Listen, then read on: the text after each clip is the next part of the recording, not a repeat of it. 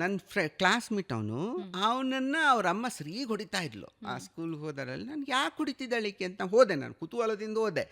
ಏನು ಆ ಕಾಲದಲ್ಲಿ ಫ್ರೆಂಡಿಗೆ ಹೊಡೆದ್ರೆ ಚೆನ್ನಾಗಾಯ್ತು, ಖುಷಿ ಆಗ್ತದೆ ಆ್ಯಕ್ಚುಲಿ, ನಮಗೆಲ್ಲ ಹಂಗಿರುತ್ತೀವಲ್ಲ ಸ್ವಭಾವ ಆ ಥರ. ಬಟ್ ನಾನು ಏನೋ ಕುತೂಹಲದಿಂದ ಹೋದೆ, ಯಾಕೆ ಹೊಡಿತಿದ್ದೆ ಅಂದರೆ ಅವ್ರ ತಾಯಿ ಕಣ್ಣಲ್ಲಿ ನೀರು ಹಾಕ್ಕೊಂಡು ಹೇಳ್ತಾ ಇದ್ದಾರೆ, ಅವ್ನು ಏನು ಮಾಡಿದ್ದಾನೆ, ಅವರಮ್ಮ ₹2 ಕೊಟ್ಟು ಕಳಿಸಿದ್ದಾಳೆ, ಇದು ಹಾಕಿಸ್ಕೊಂಬ ಅಂತ, ಹಿಟ್ಟು ಹಾಕಿಸ್ಕೊಂಬ ಅಂತ.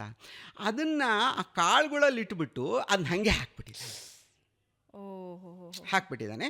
ಅದು ಪುಡಿ ಪುಡಿ ಆಗಿಬಿಟ್ಟಿದೆ ಅದು. ಇವಾಗ ಅವ್ನು ಹಣ ಕೊಡು ಅಂತ ಕೇಳ್ತಾ ಇದ್ದಾನೆ ಅವನು, ಆ ಗಿರಣಿ ಅವನು. ಸೊ ತಾಯಿಗೆ ಅಳ್ತಾ ಇದ್ದಾಳೆ, ₹2